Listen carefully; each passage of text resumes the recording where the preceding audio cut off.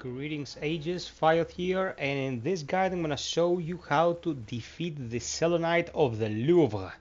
So this is the first actual boss of the game, like a proper boss that will pretty much net you an achievement, a trophy, and it's kinda tricky. It's not as easy as the Forger or the Ram or those unstable automats that you fought earlier.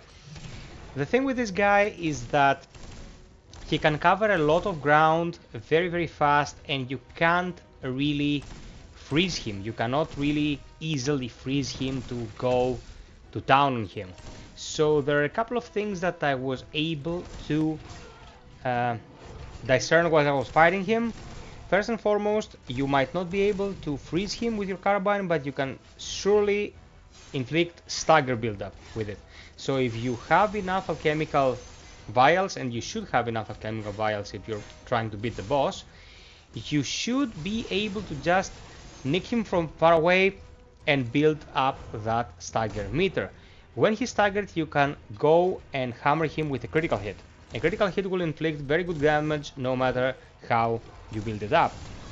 Second, being hard to freeze doesn't mean it's impossible to freeze. You can still freeze him, and if you freeze him, you can really mess him up. Like, as you see, the freeze states in this fight are insane. It will be 1,000 years of him just looking at you whilst you're hammering him like mercilessly with your weapon of choice.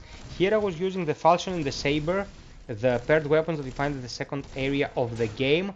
You can always travel and go and get them if you like what you see here, but everyone has their own preferences. Like, I like those flashy, fast weapons, so for me, it might be ideal. For you, it might be something else.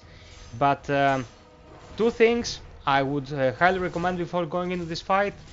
Explore thoroughly and get your upgrades for your vial, the highest physical defense armor you can get, and as many upgrade materials as possible, especially for your melee weapon.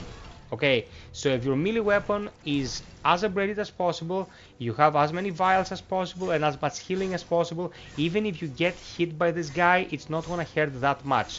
Also, don't overlook your alchemical affinity and your engineering affinity when it comes to how you upgrade Aegis, because those defenses, that armor, and the electrical, fire, and frost resistances that you will be building will be invaluable later on. So run around, destroy some of the automats that you should be fighting, and upgrade Aegis a bit so you will be able to tackle this off a little bit easier. It's not as easy as the previous couple dudes you had to fight. There is a third mini boss somewhere in this level, but you can avoid it altogether. And let me know if it helped. Sub, like, share, hit the notification bell. I'll try to put out as much content for Steelrising as I can. Until next time, be well, stay frosty, and always strive for perfection. Cheers!